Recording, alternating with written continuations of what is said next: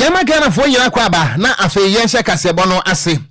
Na yakai wo say ye streaming live ewo yen Facebook page no eso.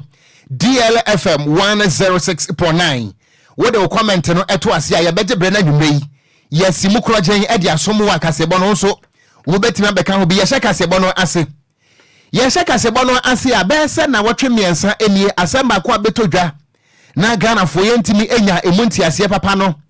Eye snacks eye hotel ahodo makomako ensia awo mo edeto apampa so bo ne donko me wi akire no eye a Greek minister awo no woye mrahye bedwani ewo abetifi Brian Champon awo no ana Rock City Hotel ye ne dia ebeto gwa se wono ana wo ha mo nchichemu aduosia 60% etimekwa kodi ni nsam no eno ana Ghana fo no bia kasa pa na wo mo ekasa ye no emu baako ene Northton mrahye bedwani ye Samuel Okogyeabour ablakwa wode to Ghana wo chire mo ese se aboakoto e de libre eso ba bia won so a obu ne pre eno nti anamo a wo pani Brian Champon etu ye amene wo my Ghana dwapade senate fo eto ne nyina de amano no wodwene ho a wonte ase eno nti wotwe na wuta ebomu a wo bo aposifo amane ese June bosom da eto so edu nwotwe a esi ene no wono mbaye wo ye kire na edi eda so eye hands off our hotels demonstration na won ade hyahye so no sebi empanisi se wodi a ane ebo eno nti wo mo a efri achirichiri ene benchaye apempem ankoma edom ne mpempem ana behia mu ewo labadi eye beach hotel a ne nyina so wo mo kirem se wo mo ntiase da ema senetefo ento wo magana dapade emfenhye baakofo nsem na Ghana fo sebio yen konkwawe ananse ana na wo bere ne demonstration ekoso no twetwefo pani de ma NDC amanyuko no eye wo pani fififi adekwete wono so ekopie mu ewo ho na wo bere wo nsem trofo di nkomo na wo kirem se emfinsha watwenie ana Ghana fo de to me ema mampani akufo ado be ma boada commander in chief of the Ghana Armed Forces ene na bedi etire Dr. Alhaji Mahmoud Baumia se momra na nka mama Ghana fo abrabo enkoyie na so wopani fififi avekwete echirem se emfinsha watwenie ebe a Ghana fo ye buchire nyina no ene se ye MPP fo de yedidi me a Ghana fo amoto ababa ye no mone mama monkonkori ananse na wachirem se aban wei eye obi a dodo no an wodwene wono ene na busuanfo ho na emom Ghana fo no a yegum bebre no de ye bewu krampo a emfa ban we ho eno nti wakana de akire Ghana fo nyina se woda mo asese ne ye Samuel Okogyeabour ablakwa ebodo na wutamu na mo nyina mo banamon ebeta akire brefi se amemu no amampani akufo ado ene Dr. Alhaji Mahmoud Baumia wo mu buo no ayese biadufu pe eye greediness ba akufo de dia empempem de omumu enkoda asiye eno nti woda to da akirem se aban we no wo mo di Ghana fo hwa mo papa eno nti Ghana fo nyina na ensi de kokromuti ano en na December bosume de to so enso no wo mo nkoto aba na emom wo mo mpam aban we titiri ene Dr. Mahmoud Baumia wo mo mpam no hwe no manfa tumi no ama no nte saade a wo mo ba dodo no a wo mbesa ton agombotom yedra fifi avekwete workers no emu nsem. The point is that we need to reach that stage where patriots just have to fight for what is right. It's really a shame that MPP will say all that they have said, get into power and do the very opposite. And I can tell you that within my own party, it is very loud and clear that we simply don't want a situation where we are comparing ourselves with the MPP. We need to rise up to do what's right for the country. The situation where we just have to do a little better than them, but also be the same, should I call it, selfish, corrupt people, must come to an end. The country must be number one, and that is what it is we are fighting for. To reach that state where you can no more hide under a political party to do what is right, hoping that your party will protect you. That's simply unacceptable. The people of Ghana must fight for what is right. Yeah. What happens is that the people of Ghana simply have to know who it is we are dealing with. That we are dealing with a group that simply do not care. And a group of this nature, the best way to deal with them is to first and foremost get them out of power. And the people of Ghana rally together to make sure that these people are prosecuted so that an example is set once and for all for generations to come. Enti eni ayeti yeyi eye wopani awono ana oye trotro opani de ma NDC amanyuko no ye rafi fifi avekwete na wo kirem se bio se busue ni besue wo a ye de eto ani kosua na pam no enu ntim finhia nwotwenie ana se bio NPP amanyuko no abaye bosom esi yeso wo na kan ye nyam kan ye enu ti Ghana fo nyina hwe na wo monto aba empam honom na abusua ene demonstration ase no wo bra na ekoso no wo mo ye wo adwene se wo mo de petition ebeko eye mampani akufo ado na tena ye na wo maka de akire wolumai se de ekoso abamuo no enye eltan na wo bra wo mo ye wo adwene se wamo ebo e de awura Jubilee House no ene aposifoɔ etu wo mbotom ene pepper spray ye spray di gu nkɔfoɔ so pa sɛ ntontom ene mosquito coil na ɛno na Ghana foɔ ne bi atopiti o ma collapse atwa hwe a enya asam ketwa na no nso no wapani fifi ave kwete to da ekyerem sɛ aposifoɔ no ye ne mɔbɔ efiri sɛ amemmobo ne a ɛkɔ so yi aposifoɔ ne bi kura so ka ho wo ma brɛ papa firi sɛ ene wuhia police ni a ne hyiw no achia pa ete sɛ arret nanso no de ɛkɔ so nyina no police ni yama order sɛ be spray am Okogyeabour so nti wo so aba abɛyɛ wo se he aposifoɔ no ebre bi beso mo kura de mobile mobo asini obia. Unfortunate because I mean what it is we want is simply we are not having a problem at all with the police. They are at the very end of the lot of the suffering themselves. So our point is no, we don't have an issue at all with the police. We have an issue with those who are literally milking the country dry. So it's unfortunate that such a thing happened, but I'm happy that calm has been restored. Enti yewra fifi avikwete wono ene twotwofo pani a wogire mo ewo NDC amanyoko no emu na enu achi no ana chief priest anase wo kwonfo pani a wono wo la nanane mo akira nkonya wode atuga ana wo kire mo ese se bie buru se bie nyado se abwa kwakuo wodi disro na so sa be di fom a wotwe pa na pampam na abem wo ya ekoso no abem mpanifo etimi age nanane mo nsa ase e won kran nyina aton e de amabusuafo enu nti wabo a wokonfo no so pie demonstration ase no ene ye wo fa snap ene ye twa amane aba epia wagunsa esu ede afa nanane mabosomfo ene enkwanuasa won kran se obi bia no a wo abam no ase na aban na abanti nanane mo nkranfo nsa ase wo moton ede no de nanane mo yi mo ne wo mo eri ni nyonyonyonyonyonyo mo mientie wo bra na ensago no ekoso no Tena po kwami ganga sasa fa ba to Ocran mene tu for ni ma tu for na ma tu for bi fani ba ye problem de ka to mo to ba to wo bo da ni o kwanche po bo dia de amena na enyo bo bi o de o ba ye to he adu pa sa ku chenchen woni adu na ku adu o ba ye to he dia grandma nya english obi ya wo ba ba ye to o sabu ala ta ko te nga no ba ye to na ko lo bi tu fi wo ko se bo na ko ni mo ta ga na cha de o tro mena lo so gbongbo ba cha lo cha ba ye this ba ye fo do kuma ga ba ye ni to bo ko lo yi maka ga na se le ba ye ko ni ko ba ye ko ni ba mo ba ye ko ni be sa fi ni ba ye ko ko de la ka go bu ta pro ke to da shula bibi ka wuji ka me ni ko wole pe ni ba ye ko de enti ubetine twa omanyaba no age so epiao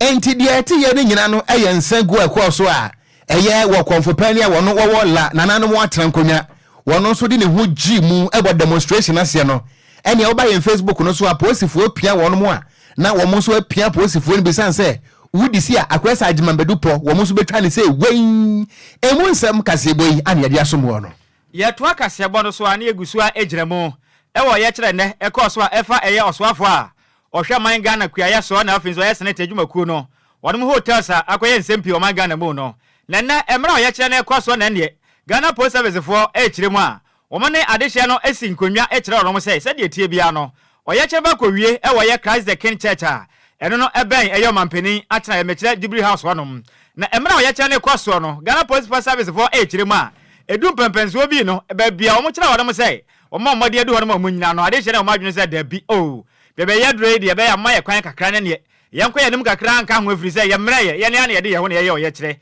bia mo kan ne de bebe ye dro no ye ntimi nyina na Ghana Police Service Force da bi ya anhya ne sa afiri se ye ne mo koya pam se ne se de tie bia modu Christ the King Church wonom mo be gina na so de se na mpere no Ghana Police Service Force moden na mo kwatwe pepper spray ene ne adehye no se ya make say ebia ni pruso se moja da nim ya se gon ya de pepper spray na spray mo ni so na afiri tia gaza na moja mu se pu ha ane adehye hwene mu nyina tutuo se enwa ya asama mu aya dempa na mena ko ba ne sa no adehye makoma nan ene de omo pre mu oden ema eye national ambulance for moden ehwe wonom dodo nso kan wa yesi amekase bebre na namba bia je mo pa ya hwe atese na nya asam keto akra na nkra ne nyina ekire mu a emena ko ba ne sa Ghana Police Service for ebo ama ne yesai sade yeshe ne ko ye ne senka oye kire fo mode adi yeshe na mo tu dwa no so ne betimi abo mankaja adwobro aba efiri se mampani atena ye de a eba ne sane ye oye kire a obetimi akwa awura honom ne sente no ehia o mani so na makofa sa o ha we nyina ede eba ne sensem we mu no former national chairman Edema People's National Convention PNC Benan Bona wakasa kire mu a anamo Ghana Police Service for etu ye ne menim no kurani ochirema enya de so ani ye kura free say Ghana de hye wo ho kwan say wono so mutumi ye che bibi a kire wono adwena enti aba ne say na Ghana fo ye yo kire monti asere munya botrema wonom kakra na say de pepper spray tie we ekwa wani a wani prebe prunso Ghana police service fo ma hu mabo akọ spray de agu o mani so afin so tia gas ekwa bi ewo Accra Sports Stadium Ghana fo ye nka mo yawa ade hye bebe na wu ye matumi akọ spray we e de agu Ghana de hye so wo kire mu a anamo Ghana police service fo tu ye nyame ne mu de kura nya de so ani ye kura aviso akase kire mu IGP ekufu dampare ebe ya papa yi wahwema hunu samsen na nsansa wo yada ne senti osra wada se ena wadaba maden na ne yebo wo prum nyane na sori efiri se Ghana police service dwumadie bia na nsa mu die na nso ani ntino se betimi abo na Ghana police service no just unprofessionalism ayekwaso no eto ebetimi atwa afin so emra dwumadie ne kwaso basabasa ye no ema na homere so no eye Okogyeabour Ocran eye masebedwanin ede ma not tombo maden ede nasi so ase amekese na dwobrɛw etimi aba ya ofasa akwanya no se na petition a wọ́n mọ̀ twẹ́ tẹ́tẹ́ no mampeni atena yɛfoɔ mbɔ mmɔden ɛbɛpie mu ɛbɛhyia wɔn mo no wɔn te adi akakoma wɔn azesi adwobrɛw ɛtimi aba na mmerɛ adeda ne kɔ so na basabasa na ɛkɔ so ne nkɔ tie ne na sɛ deɛ nneɛma no ɛkɔ ɛfa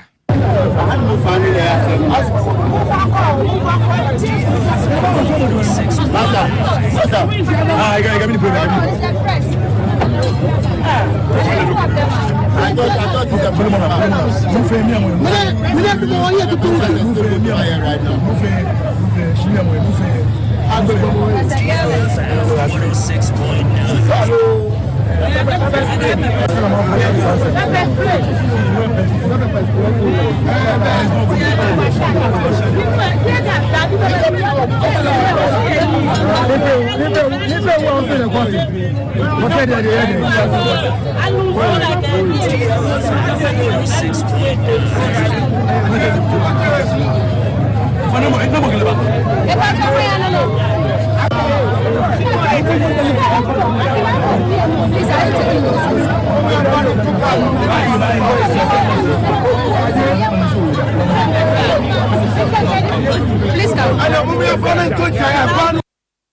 Eni a woti ye eya Ghana de hia won mo koye oye kire ene de yi ewo mra wo kodu eye Christ the King Church anim hono ma won mo kire zo mo mpene beka wo manim kakra no na wote se na obi kura tie mo kase enipa ewu a wo se wo be ma enum nsem na wote ye no yento anwumre no nsia kase bo no eso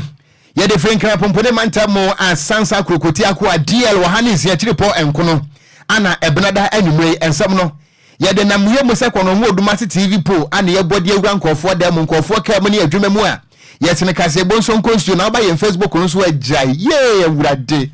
Ghana wabre o kwa menkroma Ghana wabre papa ye to akase bo no so na ye nko yanem ye to akase bo no so a besa bosome enie asamba ko a eda Ghana fo nyina no se Roma fo him book eye wopani Dr. Kesel Atoforsen a wono ye mrahye bedwanin ema wamanfo ne adehia wonom ewo adwumako enya na asiem wobra na NDC ati abanwa so no na oyo my Ghana esoafo abedi akira na ohwesika eso na ebeto dase wo mokodi ambulance bi hu dwama sesia no akwese se bio akwotweako ani akwotwea banenia ene foforo abetomu dia abetomu nyina no ene sasam no ewo court wa yedie na Ghana fo ene ankrankra civil society organizations ene wono mu akasa pa kirem se wesani asani ni se konso no a mfantini bese bibi yeme na kirese bibi wom ene se eye aban Kwadwo Attorney General Godfred Ebuadame anadofa a kirese third accused opani Richard Japa wada wotu nkromo no ana wo hu se ni Motorola phone ebele kran wopeke ya hello was hi ayamia wo hwan was medin ede Godfred Ebuadame ana was enti so what was the enti amifro nyina no ene se asem ye yeguso aye die ana wo so wo obi ayabo Okwadwo na mo mesra wada ada court no betena se no ye mpesa obeba anansa mekura mepese mtu kwante no ko na kwaji eye fake medical report ka kire court no se wo yade na empomposi umotom ana denso asiwakurom wontime ma ana se bio umotom so awotre kire se gweni nyina kwaye nsam wa ye pinso okura ma kire se ehu nsam aba ama wo mo a wo ya lawyerfo eti nsam ase akura kire se eba ne sen ana Attorney General wutimi de obi kwogire mu ewo court na wo no a wo ye prosecutor no wo besa afre obi a wo ya accuse na wone no elbo nkoma na dwunte we kura no eye professional misconduct ansam no yedia na yedie na ya wade etwa no ana court no etena se metira Accra High Court na court no etena se na wodi asam no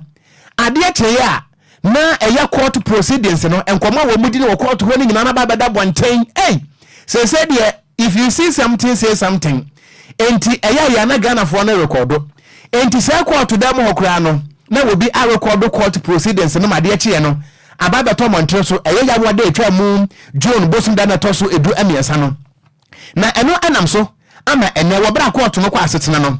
wɔbra na wɔnom ɛyɛ cross examination na yɛwura Godfrey Ebo Adame wɔyɛ cross examination na wɔpɛne Richard Dapa wɔgyina adaka mu no ana ɛyɛ deputy attorney general Alfred Tuyayebo a wɔde to court na nim sɛ my lord way ana court no say yes kasam pentam na esuamu na ana wɔse my lord asɛnniɛ no a na wɔtwe atwa mu yɛbɛdi yɛ no mikofie record ne nam na MC ate court ha no obi twi mobile phone record yi ana judge a wɔtena da mu ɛyɛ justice Afiasewa asane botwe no wɔse hey amaru akizi azibiambiam ana yɛse ase kyerɛ sɛn wɔse nkɔfoɔ de bom sisi amam na nkokomu abiabia ɛno nti ɛne na court rise enti wɔbra court no so de yɛ no ana wɔto nsa ɛde frɛ the two parties ɛyɛ deputy attorney general wɔn mmienu nyina ɛkɔɛ ɛyɛ Alfred Tuyayebo a ana Dina Asrabadapa ana afenso no director of public prosecution ɛyɛ Yvonne Atakura Obobisa wɔn nyina kopia mu ɛwɔ yɛ kyerɛsɛ judge no ne chamber ana wɔfrɛ prosecution any defense some somomra na wɔpanya Okogyeabour mu edema honorable Dr. Kesel Atoforsen ɛyɛ lawyer ne no ɛyɛ wɔpanya ne di ɛde lawyer Dr. Abdul Basit Aziz Bamba ana afenso no ɛyɛ Tadosol wɔn nyina ekopia mu ɛwɔ hɔ na wɔbra wɔn edi nkɔmɔ ɛwɔ ɛyɛ judge ne chamber hɔ no wɔbra ɛyɛ recording nsɛm beto mu no ana judge ndi tu Ghana wɔ kyerem sɛ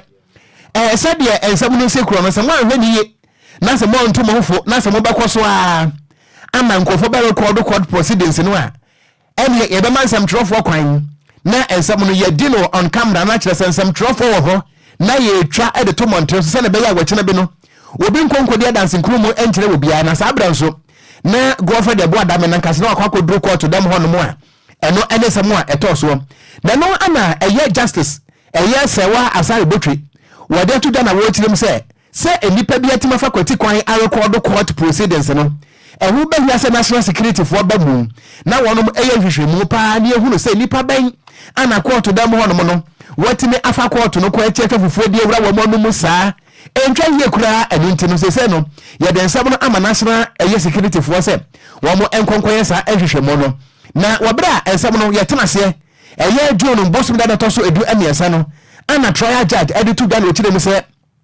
wɔhwɛ ɛyɛ audio recording na ɛbɛtɔ montre so no a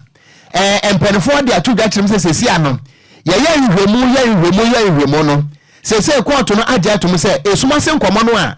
attorney general Godfrey Ebo Adame ɛne ɛyɛ the third accused Richard Dapa ekodi yɛ ewusuma sia no sɛsɛ court no so agye ato mu sɛ ɛyɛ evidence paa ɛno nti ɛno so ɛne asɛm wɔda hɔ na mmom recording no a ɛbɛn mu no nti no judge no ɛde ama national security for sɛ wɔn mo enkonkoyɛ mu hwehwɛmu yɛde akyire nkakra ɛde asɛm no ntete firi sɛ twonworo yɛ a yɛmpam ho danta ɛtɔ benkum to nifa emu nkɔmɔ de yɛsɛ tie nie yɛde bɛsom Ghanafoɔ yɛntoa kaseɛbɔ no ɛso yɛtoa kaseɛbɔ no so ana member ɛde ma House of Lords ɛno no ɛwɔ United Kingdom ɛyɛ Lord Paul Boateng wakasa ɛkyire mu a ɔman Ghana anam ahodoɔ a yɛfa so a yɛtuo no mekyerɛ la sulala ne yɛfa yɛ kɛntɛn na yɛde yɛni akyerɛ mo na yɛkɔ akɔpɛ bosia ba ɔman yi mu abɛbɔ yɛn ho bɛra na ɔkyerɛ mu sɛ saa na mo ɛkɔ so no Ghana mpanimfoɔ ɛnyae paa de no ɔman Ghana de yɛda akye de aba bedu baabi no yɛbɛbrɛ paa ɔpanin kasa na ɔkyerɛ mu sɛ ɛho nyia paa sɛ saa na mo na yɛtu a yɛde yɛn ho ato ama foforɔ bi so ne ɛka yɛ na Ghana mpanimfoɔ afa yɛn kɛntɛn na ɔmo nam amansan so ayɛ sɛ Ghana ni bi ne ɔte hɔ sɛ omikɔ dwam no mewura fie mantom mekɔ mekɔ mewura fie mantumi antɔ nkyene nti sɛ de ayɛ mesra wada nkyene kakra nkɔto me nkwam ɛna ɔkyerɛ me sɛ yɛtena ɔman mu ne yɛ ne sɛ pɛ ɛba sa na ɛsɛ ɔman Ghana no fa ho de yɛdi yɛgye ma yɛ no ankasa na nso mfa so paa ne sɛn sɛ ɛbɛtena ɔman mu ne ankasa wɔyɛ fa ho de na nneɛma ahodoɔ atwede ampɔnyankopɔn ɔde adom yɛn ɛne ɔman yi mu agudi ahodoɔ hyɛfoɔ ne asase mu kyɛ sɛ nkwae ahodoɔ yɛ wɔ nyinaa no ɛnso yɛn yɛ de ho bɛto ama no ne foɔ so akɔgye ɔmbɔsia na sɛ yɛn yɛ gye sɛ bɛbɔ bra wo ɔde nsɛm nya de to dwa ɛwɔ mra 2024 yɛ UPSC annual leadership lecture kɔ so ɛwɔ dwum bosom de atɔ so ɛyɛ dum watwi ɛne wɔkyerɛ mu sɛ ɛho bɛhia pa sɛ bibiman ahodoɔ aka titu no ɔman Ghana amanɔnefoɔ yɛde ɛho ato wɔn so ne yɛma yɛn kɛntɛn so ne yɛkɔ ɛne lesulele ya ne yɛyɛ o kire mo asa na mo we ka ho bi na o man yimu aho kire kase pa na puberty ohun ohia eche yabo akoto ede na beto anhaprada so atwa na maku ne twetwene ye no ene bi ena ka o man ya freezer sa na mo na ye tuo no se ye nyan pa de a ye ba ha dwen ye pa me se botin kase na o sa kire mu se ne ukopia ma be fonten so me kire social media na so ne obetia ne se ne that passport and afin so Ghanaian PhD no emo dia he na wo pe na Ghana fo aka se eh me pa me mo degree wa Ghana me de ya den na that passport na ba na me tu kwan kwa no ne ne ho de grass nkwa me kwa kwa jisika o ma ya timi wu ya adwuma ne wa hwe a che se ubusuma ka tua no wo TNT all of them ponsu tua ena wa kire me se mentina Ghana na me nia bene wo krayim pa meko o kire mo asa na montuo na ekoso nyina kire se o man Ghana yewom sese no empenifo bosi a wana mo bro no yakwa ye kese nkwa e de ama amama ahudu obi ntino man ye ho kire dodo eno ka ho bi ina man Ghana manu nya akwa nya bia no matukwa kwa mono ne enti empenifo ansore wo ena o madane mu a ebedu babi na be ye dem pass o man Ghana de hye no ye be ye mebu na bedu babi no man yo metimi adi so na Ghana etimi akọ nanim afin so mesabotin sa kire mu a policies ahodo ampenifo de gu akwam no enya kra afin so amamu kankan amamu fo ampenifo de o man ya no ebu nu krom ha sei no e ka bi pa na Ghana na se ameka se ye ho kire ye mpa enti o kire msa afin so ye ni aka ni ehun bia o man Ghana mu o kire manyafo ni nyina mo ba o man na benya so betena so a o enya o man yi da kire mo dwene ne mo madu furu pe o mo yefu no mabusa na o mo mponafo nkuto ho na o mo dwene e ka ho bi na o man Ghana ya bra ni se ni sent no de atro Ghana adusuafo nyina nim se se betimi ya bo na ne makoye no sa kwanya bada hanom sa Ghana maburu so enkonko gina ne yanto won so aba no menye aka ni efu a kwamama ne se sa na mo no ntutu na se betimi abo ma Ghana ho kire nam no ohia enam no mo betimi abesesa o man Ghana sebre e mo pani kasa no e mo kire mu ni. We live in a world still reeling in the aftermath of the COVID pandemic, a pandemic which exposed for all to see and for all of us to experience the fragility of both global supply lines and global health system. A pandemic which saw a widening of the gap between the richest and the poorest of our world, between and within nations, and which was then followed by a conflict in Europe whose repercussions have spread way beyond the Ukraine and that continent and affect us all. 60% of workers today in our world have a lower real income than they had before the pandemic. 60% and rising of the poorest countries in the world are in a state of debt crisis or at real risk of it. And the latest figures from the World Food Programme suggest that as many as 309 million people are facing acute levels of food insecurity. Any awoti a member at the House of Lords and no United Kingdom. Le den at the Lord Port Boateng. Okogyeabour the flew about no. Yes, say PhD near that passport and then happy. A PhD. Ghana de ya no. And I got your phone so passport in the bar. Now pa. E mo dia he na befa. E na Kwadwo so ade. Me say, so in Maboyiwa. Maboyiwa se ne de. Win Maboyiwa. Review. Hey, Kwadwo. Se wa fade o se bia waduro no niam bi ho no ma. Aboyi wo ko akurase a aya na yeyi apesi ma wa yeti abomu ne ta so. Oh dabi. See ati good chance ketu abi mu. En ye fa na Aboyiwa no. Oh okay. America Aboyiwa. Who's doing now? Can I get the phone for what's in the PhD? Hey, yeah, bro. Yes. Media me. Enti da bia metu omo a e pese kwa burochire no fo se wo mo nko. Akwanya ne ba ye nso ya wa ha. Omo mie mu man. Yes, ya be kobi. Ana so why wadwe se wo ba ha dey prepare se wo ba wo be talk. Na kro yim.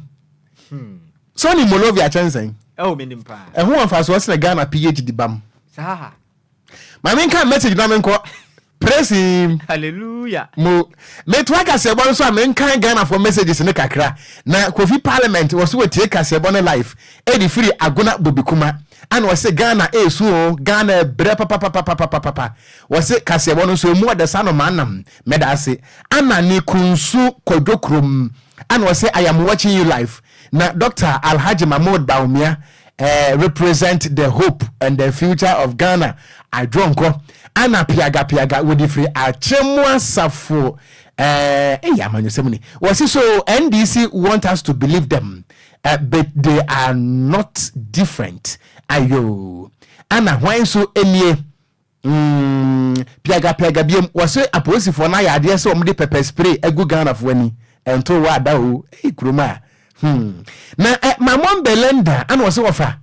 mamo adwa mo akwaba kasebo no mo de pa wa denta housing down na wasi jaya was so den na ntimi na we fe no wo ma adwuma kasebo obi ntimi na kurum ha jesi apon ana DJ Opai de Mo Felix ana wasi NDC party do not have any good future. You bro for the mood trouble mammy mo mame brasa say so ana lambon nepe lydia me offer say and was say good evening wo fane na wo fa say how are you doing ye ho ye was say kasebo no emuda ho pam ewo eye North Kanishi was see DLFM always the best papa and a fantastic Wilberforce was this all here anamo attorney general go for the boy adami 2 year no a ansa opese wogina amanyo semso na wode ye kululu na nso no emfa na emfa china NPP wo ma bogana say to ana ono so wode abai na Lydia biem ana wo say wofa ensuo be na muna ensuo muna aha ana wo say Kwadwo Sammy nso ahwe asese team ene nyamnam kan ye nto akase ebo no so na ye tufa akopiem ewo wo my Ghana etifedo atoye mantem a Upper West na arehosam atodwade ya pa ni nyina no ene se ewudisem bia koso etuo atoto ama ebo akasa sede abo ene ma edi ahim ewo kosofo ne kanda ha no amenam so enipa mienu wo mato ya no ewo ensedo wenam so ma posifo de nkrata pie montenso a kirem se nipa bofo a wodi boni a etesa no won behwe na wo matwene boxer shorts afa ne kon ho a emra ebetimedi sankrofo ne pam na aposifo nkomo no mo bo a na o mu kirem se no wamo ahyase eye hwehwemu adekro porte nam so a saa basabasa ya no koso ewo wa eye east eye kropon no mo ewi akire nipa mienu atimi atwa ya no ewo ensedo no na wamo kirem se nipa mienu a ewo no baako ni wo no ene na wudisam no koso ewo eye wa east eye district education office no enche ho no mo a ana baako so koso ewo eye wa model senior high school na nnom da tuja na mo kirem se Ghana 43 any adehia wonom ewon potem ho no emo aposefo se de be ya asumdwe hu dawura ye bo no ebetimi agina yie wo mo de to dwa kirem se wo konfo akwa ada nwom wo se chatim ne din wo se Ghana ni ba bia kana komanto no yam efrisa aposefo no ye adwuma apeni pa bofo edi bone etesa no na emra no so atimi edi wonom na se bi mpanese sa ahenie eto ewon pani animu a enyeranti eye mantam so afo no metira Upper West Regional Minister Honorable Stephen Yakubu wade enchiremu emansam trofo na wo chiremu ese nipa ba kwa yeku no ye wa East Education Service office ne nchen no ebuo ana nipa bi di hwi ne trimu a ewi atire no wo to piti a wonam sa akwan no so eto ayanom ensedo na omu hu se ye twa ne menen so na emom no wontimi nka enyina so nka se nipa no ne pass be bi ho no mo a wo matwa edekọ na emom no wo gidie ewa posifo mu se wo mo betimi aye hwehwemu akọ akiri pa ama eniema hodo betimi agina so ede abokọ edo no so no aposifo atimi agina so ede aye enu nti wo de ato aye Regional Security Council ni nyina anim se wo mbekọ so a ye dwumaden aboa se na be ya nipa bofo a edi boni etesa me nipa mienu atimi afrantoma ne tintimu ewo basabasa ye koso ewo hono so no wo motimi amemra no atimi edi wonom we ani awrehosem a efiri Upper West Region enso ababeto da nipa mienu ye ku wonom agu amantre so a ewurade yento akase bono so Kwadwo yeto akase bono so ane ye momfa nwura mu wasante mantanum na honom na enya MPP amanyokuo no Frankatrini ade ma wono Dr. Mahmoud Bawumia ene okopie mu asantemantem ko bontwa na enya se kuma akra ne no soje ne so pa na no ena asantemantem fo titiri ne kajetia eye market for mani abre kire mu ampempenso ye madu pa sa ne Dr. Mahmoud Bawumia o de se de tire no betumi apa na be de kire de fa asantemantem na mom o ma kire ne se be ya onpa o chief of staff akosu afrima o se opare onna opa no betumi aboa na 2024 eye abato yakwakoto na betumi aboa na MPP amanyokuo no etimi ade kwanem na dwadifo ne kire mu a wohwe ma me modem mopa obona eso ani ye pa o kire mo agese ene America kire twa me na okopiem race course edwada ne mu eja koto ho no ma jese mu koye den padi madwadufo yi na so mame ba made gina ne na so fa no agaza ne botom sika ebesiesie edwa we nyina de ma wonom avizo mu kire mame we ne modembo ekwe ofa so oka mema bom eka mema bom no we kire se mame we no owosuahunu na afen so owo tibia bia owo mu no betimi abo ma mpipia manyuku no eniama etimi akoye padi ama wonom adehye gaza na musa kire mu se ukopiem asante matem a emfimpim yoni aduonu abato mu no mutumi bo moden ema MPP amanyoko na 1.7 million voter na ekwa ni mu pa na mu kire mu se afimpo de sakwamba moden epa mame frema pare se o mameye o mampeni abede kira na se frankatunya abede kira ebetimi aboa pa ma breaking the 8 na yadwuma efri se MPP amanyoko se matena se adwunu wahunu se emri bi atwam emfimpim yoni aduonu matena se 2001 ema o mampeni da don na dekum kufo betena konwa sueni oba moden apa na bede kira o ya bema Aliu Mahama ne baye o mampeni a mekire ote konwa sueni na dankwa kufu ado baye nso wapa Dr. Mahmoud Bawumia so na bede kira na wo kire mu se dabi MPP amanyoko no ayese mema nkwa na mo pa o mo so monye mo bede kire o se dabi sama na motuo no emo wati pempen so yedro yi de enipa obetimi aboa na MPP amanyoko nti so adu nwatimi ba mu no eyi oba ne se ne mompa eyefre mo paro betimi aboa pa na nipa ogina dwadifo na ni makasa ya kwa me yeboa o kire mu a sana montuo mo moden epa o chief of staff eye akosua frema osaya pare a ebetimi aboa pa ma MPP amanyoko no o betimi adi nkuni masante mantem betimi agire o man achi atwa ba ma wo mo ma Dr. Mahmoud Bawumia enka se yenko 2025 de na ba ye Ghana mampani ebe dwadifo ne kasa no emu kire mu ni ye kwa huye mu a ma bi ne be yi ye nyan race course for asem to wo mo se bronu bi so ana asem bi besi ana ye ma ani ma kura ma bi di America no waba e ma ne hu ye hu se ma me no wata papa na chi ne mom ye sre ye mpanyimfo MPP mpanyimfo na ye sre Dr. Mahmoud Bawumia se because ma me ne ye batan no fokese a obia no fo ni bie eti ma me no onyi ye muda edwadifo amamu ese mu yi ma afi mu a enye yie na mu yi ma me fre ma mfa na mra sabi odana chi a obahu se obani a ye na koye eni a woti ye eye dwadifo a wonum edi omdwumadie e wo ye kejatia market nim e na wote wonde no yento akase abo no so ana ye body awuram e wo kane mampani ama pa ba John Kofi die wuo woni ye mefa gentle giant ejekum kofo na kachi na ye kuroi na akura wode atodwa aka kire Ghana fo mabu no nyina se wo man Ghana ya yetimwe ye nananom na kan ye sesemre wane nkokura wo moto sa ekwamnante ene maba wadiem eno nti wo besere Ghana fo nyina tetirew ene emabu no se abato ye kwakoto no wo babu no bi amfa na hu nhyem se na be ya wo mo ebetimi apai wo kandeni papa ade ama Ghana wo so mo de wonkoka si ankontoma asomasi anase obenten wo se na embum Ghana fo mabu no wo mo anem de wo mo namu enti wo mo akokromoti no so ye wo mo dia ebra no so a wo mo nyina mfo mo hunhyem efiri se watete se Ghana fo no bi kasa an titu ne mabru no ye ntoaba ane ye ntoaba ane ye ntoaba wo se da bi se wa ntoaba no a de wo mpe obi be yire na brawo enu nti wan kasa wutu anamo a woni samu a ye dija no mo so wonsasi mu a ampesie obi na nso ye na de aba no ufum bi se kuan wo se wan kasa wutu a ebetimi aboa yie pa wo de sansa mutu Ghana wo kirem se de enti a wakasa no wo so hwe efinhyia mpenu ane aduro no elections no a enipa mako a na se wo ha mutichemu aduro no ba ko 21% of a year registered voters no wo man kwankoto aba no enu nti no eba no sana hadwe yie pa yewura eye mampenda da kofo de sansam we nyina to da wobra na eye kofo scholars foundation one national commission for civic education wonom akabo mu eye nkyerɛkyerɛ se na be ya emebu na wa Ghana ebeti abato ase na December elections no wo mo atimi ade mo awura mu wotire mu a wo so hwe eye voter register no emu a enipa etwe wo mudi 2020 no eye opepe edu enso 17 million Ghanaians ana etwe wo mudi na so wi akire no 13 million pe ana chesitimi kokoto abana wotirem se ahadwe yie pa na wabra yewura John Kofi die wuo ama pa abakofo wani ye mefe wo kasa no emunsam eniye now Ghana alone has about 30 million citizens with your learning and mature brain power throughout our society. If you do what we should do as responsible citizens to try to give the nation good leadership, inclusive leadership, if you do that, then I tell you, within a few years, you'll see Ghana turning around to really become a hub, to be emulated on the continent of Africa, better developed humanity. So,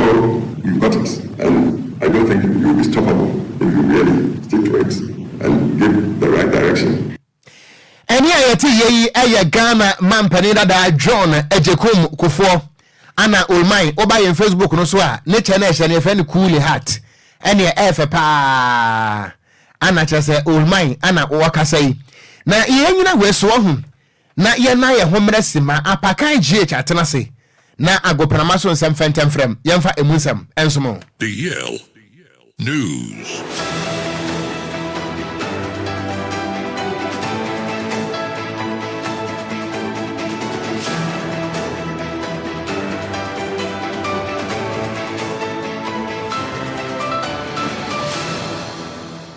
Ebusia yansama wadwo ama wakwa bamfambra deal 106.9 fe kasa fidie so ene brada enwumre no nsia kasa ebo so mrewedo se yetna sena gudie mu nsama wo so no ebusia yede somo na wa gudie mu so no uhu ne ekọ ene ne aba Ghana nsamwa ena nkrofo nkro so the latest any exclusives no ya boabo ni nyina no ayede ba besomo ene enwumre mi amede nsam na ba ne dia meje so no eya Yesu ano de hye apakan GH the blessed kinebusu antentem so a minsi famana mention semana sem fan fifie fama de mention se fan fi former player kum coach edema the Black Stars of Ghana your friend is CK Akono na wakasa osi inde otuado a ya man long term contract no inde ekani nyina osi ya ade ba kwa ya hwe ani ma chesa se ya fa coach inde no china ya pamono no emwan osi ebemo otuado time emo watumi a prepare team na at least 5 years na ocean the last 2 games against Mali and Central African Republic na owini na utumu say team no looky very very very bright or see and support no na team no our bright future. I think eventually or finally the fire they've given him a long-term contract says it all. I mean, this is what we've all hoped for, meaning that he will have time to prepare this team for a long time, at least 5 years, and he needs our support. Everybody must support him.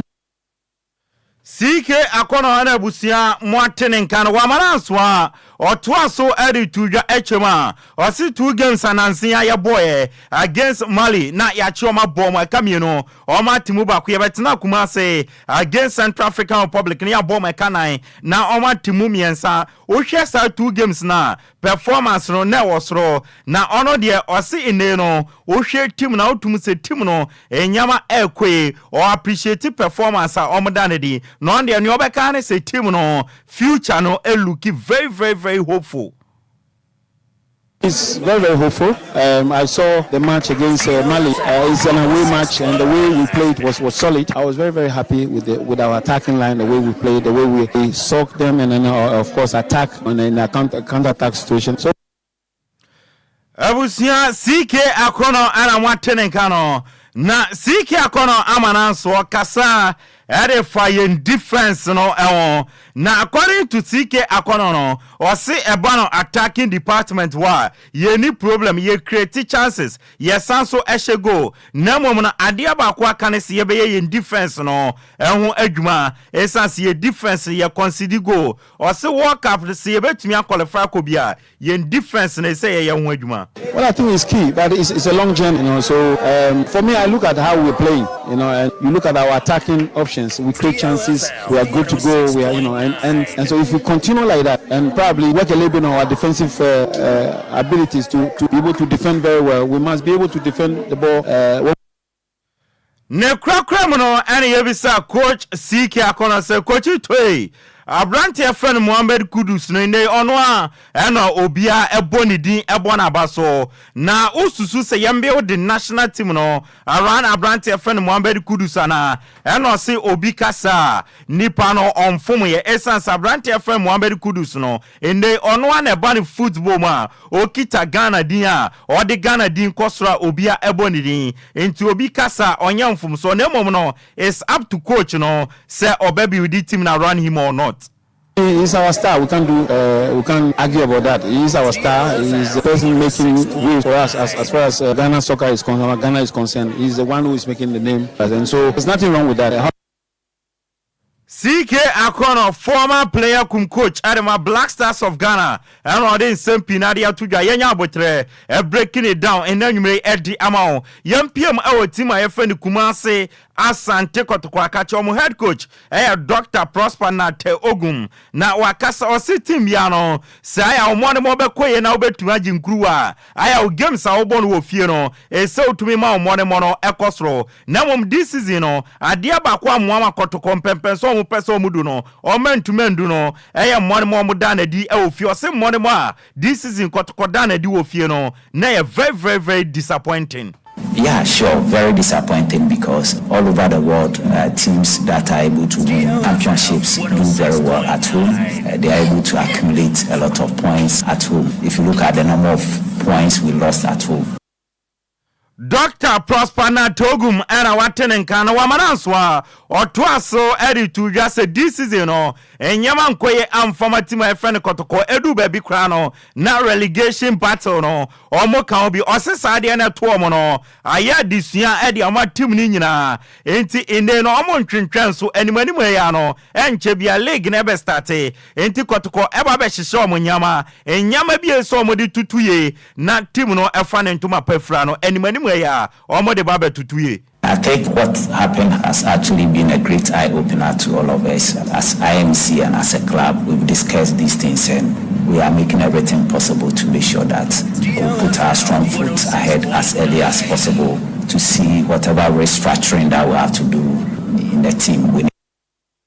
Dr. Prosper Nate Ogum coach Edema Kumasi Asante Kotoko and Ebusia Martin Nkano Abubakar Watara head coach Edema Tima your friend Accra to folk or see a feel Nyaman Koye former Tima your friend House of Folk Eka Drie Nankwamo ko relegation or see next season Ebabe Remono on best son Yamabe Bre House of Folk Timnum now or share House of Folk supporters Nina Bosse next season House of Folk ever challenge for Ghana Premier League title no. I just asked them to look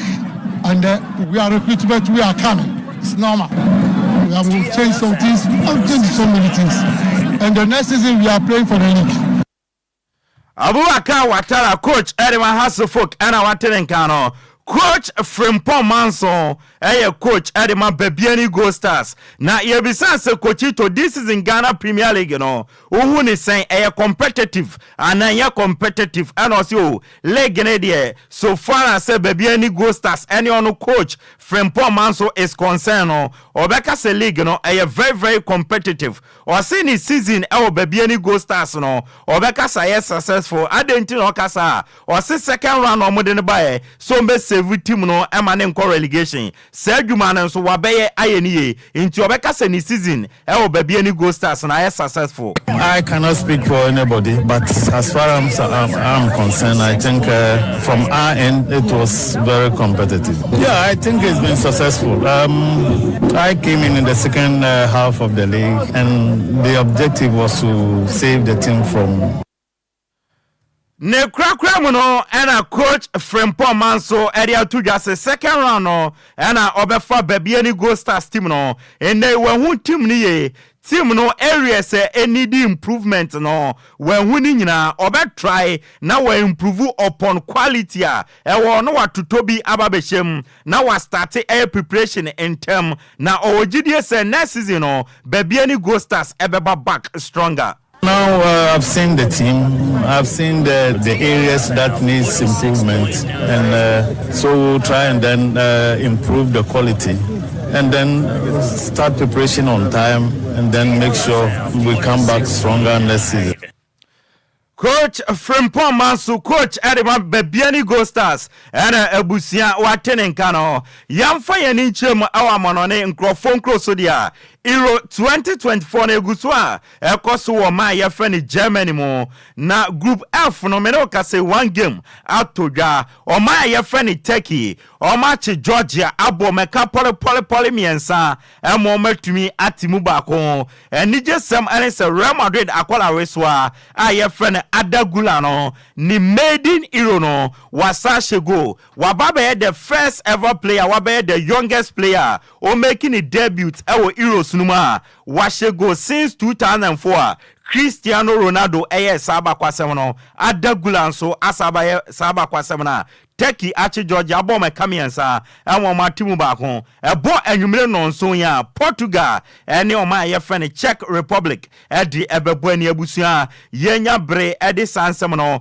edi atudwa edi amao yenwremu ewo Spanish La Liga no ma 2024-2025 season no empene for the fixtures no at the Aba Mountain. Now according to La Liga empene for no almost say 2024-2025 season no ebesha sie kwesiada on the 18th day of August 2024 na ewie kwesiada 25th May 2024 na match day 1 no say NTA Athletic Club Bilbao omane Getafe nebebo Osasuna ene Leganes ebebo Real Mallorca ene Real Madrid ede bebani Real Betis ebebo Girona Las Palmas ene Sevilla nebebo na Valencia ene Barcelona ede abani Celta Vigo ene Alaves ebebo Real Sociedad ene Rayo Vallecano nebebo na Villarreal ene Atletico Madrid ede abani Real Valladolid almost train playoff no between Espanyol and other teams no Nyobe no na Real Valladolid and Naba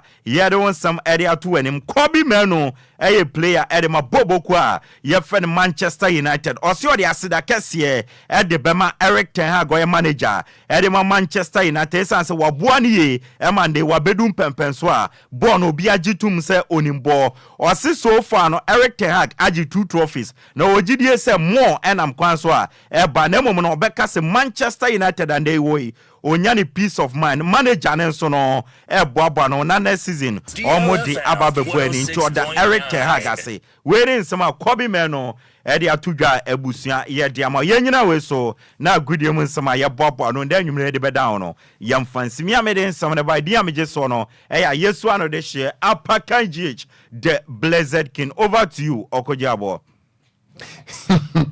Yo Apakan mo medase mo fa asia Apakan and mrepi na ko fitila na mbusa nza da ofian ma woko eya na asori meeting na na menti asie ewurade a enti abusia ma memra won chen na fe ye ni nkomo sofa na yenso sofa ebrenie yen kwan kase bo no na ye wie nsei no anwumre no ni ama akwan se Ghana ni ewo so kire wadwen asam ni nyina no ene se kane mampani eye John ejekum kufuo wari afutuo ama Ghana fo mabunu no ese afi elections no monfa mo hu nhye mu pa na se wotena fie na se wo ye o mento ana mento a obi bekwa akoto ayidi a wo mpe e de na ma e de na si so mfinsi anan na hwade a wopene ho se futuo Ghana fo madama mo je ne sen 0534 050199 0534 050199 and 059340 6565. Good evening. Hello, good evening. The Gunstacker. Hey, no of us, Lydia. No of Carnation for moment to say. Hello. I just go. Mamma, good evening. No of us, Benny. Sakwadia community 11, I mean, too. Wafa. Me say nankofo omu ye. Abatu yi. O ka so beto kra na o yam susu. Wafa. Omu maye nya courage aye de beto aba no. Enti aba ne de biye mu bi na anya ya ujagin asesan. Meda say good evening. Good evening, Okogyeabour. Dixon Bada Konkwa Kujeje Drogba Achem Pukro. What was the code? Mikro Kremsa Kwadane feeding bottle. Massacre, they say massacre. 106.9. Near Tennessee, Sena, you were when young for John the Food for Okano. Nepana, and I'm a baby shoe. Yes, through. 2020 ni say ye tu boom ko to aba by isi so okon fa so esi man pen Ghana we be say enkeyi so ye ko to aba no aba na ye be tia nya adwene say emphasize amfa sense ye say me bu ya tia nya adwene na fe won ye die no zam ga yen natural say bia wo kire mu ase bebru no wagibum koto na ebia ekwan bi suko no obi nso fa kwan bi su chinchim no a obi nso fa kwan bi chinchim yen ka ntina ne krakra na say onto on ya ne e be kwa koto na Ghana ha na eti asese ne project content dream adokoro men bibia betimachi meda say o tu yan fo dia na o tu no tu ben fo no so fo maye meda say good evening Wofa. Me wofa se be nie. Wofa se set sakumo no. Me pa to set ma mintie we.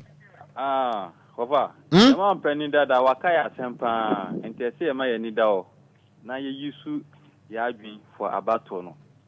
Ti enu ana meka. Me so me da se pa. Good evening. The dance factor am kra. Mo North Carnation for se bibia hye yie de. Okogyeabour. Na ekwan so. Me say kwan so. Na so kwan so. Ekwan so ase kwan so. Die na do ba ha. Ne de me for camp ma fofo. Ne de wan fa fo mo ho. Me eni nkomo wo kwa befo wo befo pongo. Yey. Efuto pa no de amaye no. DLFM 106.9. We are so vote. Obi be kwa ko vote ama nipa asebio ebia na won pese obi wi. Omo vote no ba. Their own pen on what they will rule over you. So you also have the right to vote. Meda Sepa. Good evening. Good evening, Oko. Me won fancy be ni. Over come to 25. Me part of mintie we. Apacho madam ni say, in penny for no more selfish interest in somebody and to abano. They are to abana than the bomb kwa no mudio. No tina papa ne kanisano. Not say what Danny will be a watching Katia na wonim say what we be. Wo bury our mamma dear Mechi Amanashi. Nice old Bechi Amanashi.